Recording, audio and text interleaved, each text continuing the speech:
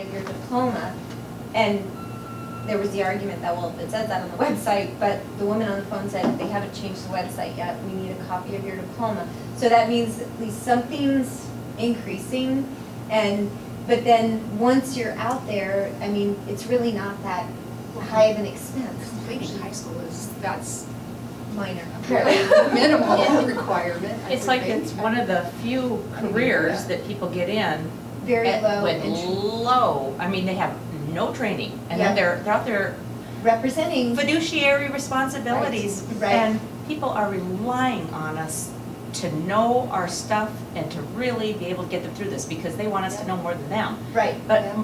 half these new agents, I mean, when I get an offer from some of them, it's like, are you serious? Yes. I mean, I send them back an entire page of changes and corrections and, And Yeah. see, that's on, Yeah. that It should makes be me on the insane. broker, because It should I be. mean, there should be a time period where you don't let your agents Yeah. submit a buy Doing sell that anything. you haven't reviewed first. Yes. Don't you think? I mean, we're legally Absolutely. responsible for what they do, which is why I don't want to bring anyone in. Yeah. I like the Yeah. fact that.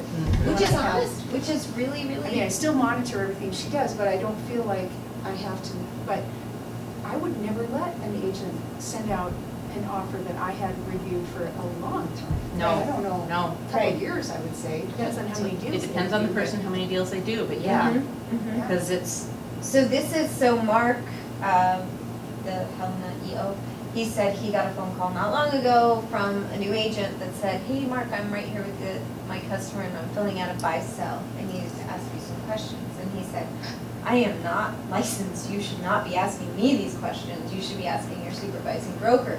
So I mean, that's really sad that they're reaching out, but they're reaching out to the wrong. beyond their parameters, which is, well, they're out of town right now. That's, Well, you shouldn't be doing this right now then, I guess. But there should be somebody Mhm, else mhm. covering, yes, exactly. you know? We have that happen in our office occasionally, Okay, where some of us will get calls for someone else's Yeah. agent, and they say, I can't reach so-and-so, Right. and I need help.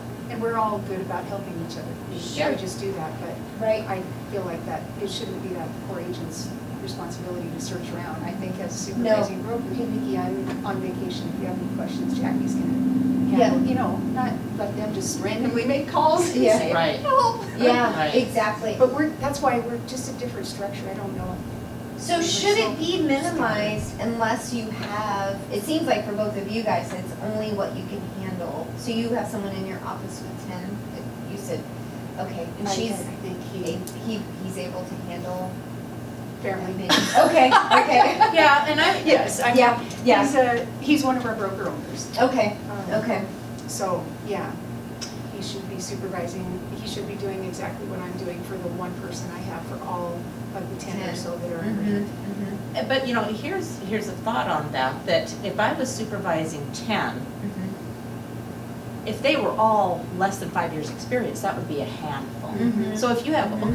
because, I mean, there's agents that have been in the business for 20-some years that just never went and took the broker Right, exam, so right. therefore they have to have a Yeah. supervising broker. Sure. Even though they've been in the business 20 years. And And I could supervise 10 of those Yeah. without blinking. But it's when you have all these newer agents that you're supervising. Mhm. And so when we split them up in the office, we split them up accordingly so that neither of us had all the new agents. Mhm. So I think that factors in when you say, how many can we supervise? Right. I think that you could say, no more than 5 with less than 5 years' experience, Okay. but up to 10 if you have, more than that. Or, however many, and it also depends on whether or not you are a full-time supervising broker not selling. Yeah. Mhm. Whereas Mhm. we both sell. Mhm. We also have our own careers. We're selling, we're supervising, we're doing all of that. So I think it depends. If you were somebody that wasn't selling and you were simply a supervising broker, Mhm. you could probably supervise 20. Mhm. But Mhm. but if you're out selling and working yourself, that's not going Mhm. to be, I don't think you can do. That's a lot. Do it That's effectively. a lot of, and where do you draw the line? And I guess that's, you're gonna try to build your own business and you're also helping, but how much time are you gonna allocate to both? Right. So I guess that's also an issue.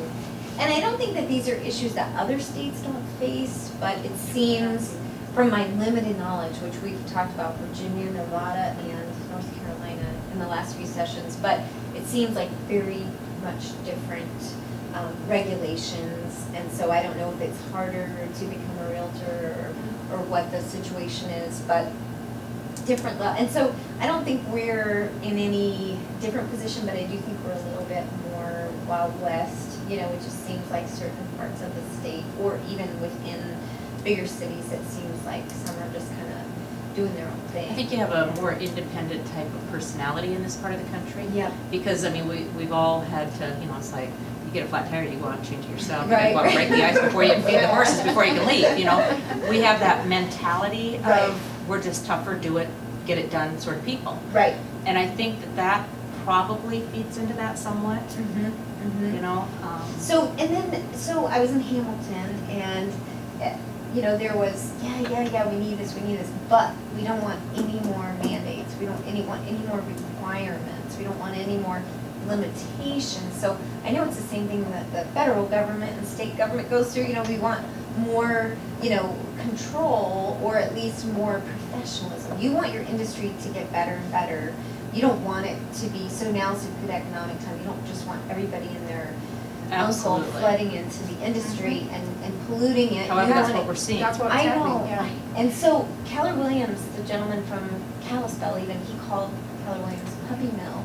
You know, and so I guess if it's a puppy mill that trains really well, then the ones that are gonna stay will hopefully filter in or stay at Keller Williams or move to other agencies. But, you know, so that's the goal. And it's a really a fine line, because you don't want to, you know, put too many restrictions, because it is Montana and it is an autonomous career.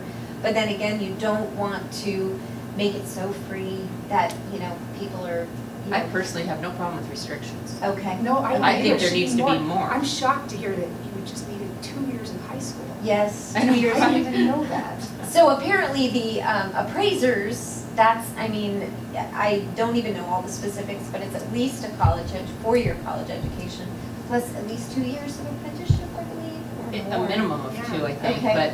but yeah, Okay. I mean, it's a very difficult Right. industry to break into, and that's why it's so much nepotism. Yeah, Because nobody Right, wants to yeah. apprentice them, okay. So You you've know? gotta find someone who's willing to, and you can't. That's- So that's too restricted. okay. Because, okay. I mean, there's a lot of people that it's like, yeah, I would do that, but I can't, who's gonna apprentice me? Mhm. They're all busy apprenticing their own children. Okay. And that's, Okay. you know, Has that's to why be there's the so law. much nepotism in the appraisal world. And Okay. it's just, I mean, and it's like the holy grail, you can't touch it. And then your appraisals are longer to be done, right? Is it that there's a limited number? It's varies, seasonal, yeah. yeah, Okay. sometimes. The problem is now is that they can just go in and select which ones they want, so, Okay. That's this the is big off the problem right subject, now. but what they're doing is, so they go in and they go, oh, I don't really like that area, I don't wanna go there. So then they have to keep bumping the price, saying, okay, we'll pay you $1,100 to do this appraisal, just somebody pick it up. Yeah. Oh. So they're not, Oh. they're allowing them to just Cherry pick. cherry Oh pick. my gosh. And then they're paying them extra to get an appraisal done on And a you have the difficult negative property. too, so same appraiser, I sold 3 of the same exact identical townhomes over this last 2016. The same appraiser got all 3 orders, and he brought all 3 in full. And you know he's cherry picking those because he doesn't have to change a thing other than the property address on his Yeah. report.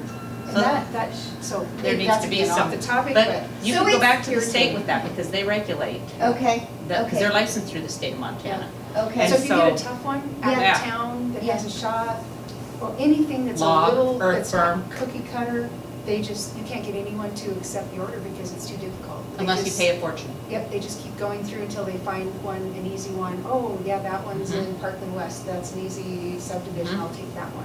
Oh my gosh. So So if you some have of them something are Roundup- quick and some of them are Yeah. not. And they pass that cost on to the buyer. The buyer has to pay that $1,100 or whatever. Sometimes the Okay. lender will help pay that, but Yeah, That's crazy though. But it We is- shouldn't have it's- that. it's huge. that's Okay. a big problem. So But- that's, I've heard the pieces, but never the whole story. They So also that look makes- at the due date, and Yeah. if they think it needs to be done too soon, if the lender puts a due date, that they don't have, they just skip it and keep going. So lenders now are putting due dates way out, like, we're still doing 5 or 6 week buy sales, and their lenders are putting the due date for the appraisal 5 weeks out. So now you're. They're ordering it under- almost immediately. And Just ordering get it, on. but putting the due date, it doesn't have to be done until the 5th week, so then you're down to the wire again. Waiting for your appraisal. Are you gonna get it done in time to get through the waiting period? And it's like, why didn't you put the due date 3 weeks out? And they say, if we do, no one will take the order. I mean, Wow. that's, that's. Yeah, appraisals are, And it goes by the it's an season, onion, though. there's so many layers to this mess, yeah. It goes by the season. The deal, so you guys know, and I mean, and you're here, so you're aware, and it's no different in any other No. city, and economically, I mean, certain areas are booming more than others, and so you're seeing a flood. Bozeman was a whole different Yeah, animal. I can It was- imagine. Oh, holy cow. And so it's like, they've got just money coming in, and, I mean, other areas, at least it's an economic. Hamilton, one woman was so funny, she said, so over the first 3 years, she said, because I came in at the very low point, she said it was, so if you had a buyer, and if you, if you had a Especially buy over there, sell. they got hit really, really, really hard over there. Oh, and she was so funny. She said, so finally now, she said, I've been in the industry, but, it's only until now that I'm actually 3 years seeing and she's probably still on the Sales. learning curve because they Yeah. didn't have enough transactions over there. No, no. The western side of the state, Yeah. they got hit like the coastal regions did compared to Yeah. us. We didn't Yeah. get hit that hard. That's. So it seems like what I think, it should be much tougher, it should be tougher standards, it should cost more money. Maybe it should be a 4-week Camille Morton class, Okay. where it's real life scenarios. Where they like we really did teach in- them something. Yeah, and to help, and to pay for it, licensing costs more initially. That would weed out all the people that think this is easy money, I'm just gonna do this part-time. Boy, if you are willing to commit one full week of your life, or one full month of your life in At least Missoula a or month, right. Great Falls, or wherever it's being held, and you have to pay $5,000, $10,000, Whatever whatever to get it is, into it. startup Mhm. money, Mhm. that's gonna surely weed out a lot of the people that aren't gonna be committed to go through the training. Plus And a lot of them that really month aren't. can be training. That really aren't bright enough to be doing Right, this. Because right. I mean, I hate to Should say be that, more- but there yeah. are people in this Mhm. industry It's that truly are not bright enough to be doing this. They're Mhm. not problem solvers, Mhm. and they Mhm. just, Yeah. they're just not cut out for it. Mhm. So you And that can would sit- weed them out, a lot of and- them. So, I mean, that's really good to know because, I mean, we're always trying to leave the door open for people and there could be a situation where you do have a part-time job, you're trying to change your life and, move into a new industry, but it's a level of commitment. And so when things are not a commitment, when it only is, a small amount of money and you can do it part-time while you're still working, It's way too easy. then you haven't gotten in. And it's almost like, if the pre-licensing testing, like you said, was more expensive and the test and then more More time classroom, commitment, yeah. more time in the classroom. Do you guys think, so the rookie course is a day and a half? It needs to Yeah, I be a think- week. Yeah, Okay. that's so, that's like. Okay. Yeah, it needs to be at least a week. Okay, because right now, we've gone through some different scenarios. You guys have a lot of things. I'm going to Glendive and I've already talked to them and I know that they wish more training was even in Billings or even brought up to Sydney and Miles City, that they wouldn't have to go so far. But for rookie, we even talked about, even if you did 2 or 3 days and then you had a responsibility to continue a training for the next 6 months, where at least every month or every couple They'd weeks. have so many hours, mandatory Yeah. hours. Yeah, because it seems like you finished that. So there was one woman in Hamilton and she hadn't gone through the rookie course yet, but she'd already completed a few transactions. And so she's going in a few weeks. And so, I mean, if you have a good mentor, that's fine, but you may go to the rookie course and find out all the things you didn't know, which is really scary. But then if you continue that training in some way, the examples that we talked about was, even if it was, like I said, a teacher who, remotely teaches, but then you have to go to your supervising broker, say a case-based example of a scenario of a buyer and a seller, and you have to work on this contract, and then you go to your supervising broker and you grade it together. It's not like a teacher has to grade it, but that's the kind of thing. They should be going through the forms in depth. We spent, when I had my training, we spent probably 3 straight days on the buy-sell alone. Mhm. Oh, wow. We literally, Virginia was. Her line. Well, I mean, she would say, Jaylene, you read provision number 1, and we'd read it And and then then we'd explain discuss it. And then she would say, Yeah. tell me Mhm. in layman's terms what that means. Okay.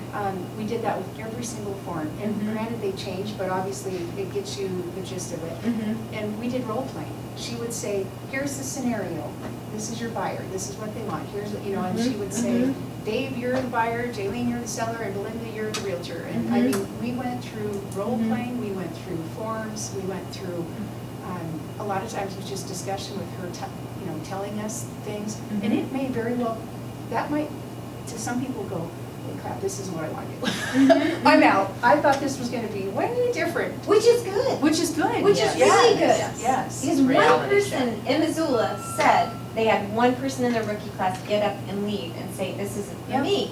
Well, that's only one. I mean, I think it Yep. should be, I was in MERC training and I had people leave saying, no way, I don't want to learn all this medical stuff, I want to sell. Well, you gotta have one before the other. And so if you don't have that elimination factor, you're not gonna have that buy-in. Mhm. So, I mean, I don't disagree with you guys, I can't put words in my mouth, which I probably do, but, I Oh, think yeah, that way making more it, training, make it Mhm. way more accountable. They have to be way more accountable to their training. okay, And the other thing that I think needs to happen is, as supervising brokers, the classes that they offer us are so empty. I mean, they don't have any meat to the classes. okay. I was always so disappointed in Mhm. the supervising broker classes, Mhm. the one that they, mandatory one. Mhm. It's always like, really? I I would really like to- Because I didn't want those. Yeah, it's like, I would Mhm. really like to get something out of it. And the This ones year is that they've supposed to offered be- are awful. Yeah. This year is supposed to be different. So 3 years in a row, I think it was the same material. So what I've been told is that this year is all new material. It's supposed to be so much better. So, but it's true, you can't require all these people to come in and not teach them something new. And your job, you do need to know forms, but you need to know how to, you're a trainer, How to supervise. how to do supervise. And that's not natural for everybody. I mean, you can get intimidated by other people. And so, I mean, there's a lot of things. So should your yearly renewal be longer? Oh, I think there should be Probably more should, of yeah. it. I mean, Okay, I would like to see more of it. In fact, I'm thinking I'm Okay. gonna come in and sit in on this upcoming rookie course, so I Yes. can see what they're being taught. Mhm. Because yeah, then I know where to pick up the ball beyond that. So my intention is, I gotta stop talking to Mary and make sure I can do that, but I wanna come and sit through the rookie course, just so I can, and we, this is so different than it was 20 years ago, we talked about it. So this is, We didn't this have is one. just a summary of what Robin Oh. teaches about forms in the rookie course. And this is 6 of the 12 hours. So it's a day and a half training now. Ooh. And this is 6 of the 12. But when you're saying you did 4 weeks, that you were always talking I about think it was forms. it was a long time. I mean, it was difficult for people that Yeah. thought they were just gonna be Come in and- self-employed and do what Yeah. they want when they want. So it wasn't an issue for me because I came from a structured environment. Yeah. And I liked the idea of I needed to get up and be there. Oh, yeah. And be with people and learn things. But there were others that didn't make it through the class because they didn't show up. Okay, which is good. Yeah, which is Yeah. good. That's Then what we it's probably nice went to have. somewhere else, which is Yeah. bad, but, They did actually. yeah. But these are just the things, which are pretty straightforward, and we haven't gotten a copy, I don't think, of the other 6 hours, but there's 3 hours taught by Zane, which would be more legal, I think, Yeah. and then there's another 3 hours taught by somebody else. But every supervising broker meeting that I've been in so far, some have asked if they could get credit to take the rookie course. Some have said that it should be mandatory that every supervising broker take the rookie course with their rookies to know what it is that's going on. If it was available, so it's gonna be here in your home region, sorry. So, which is good, because some people are gonna have to travel a distance to Yeah. go. But the other thing that we talked about, because of the weather and timing, if you got your license in October, November, it could be upwards of 11 months before you actually got your. Which I think it ought to be at least twice a year instead of the once a year.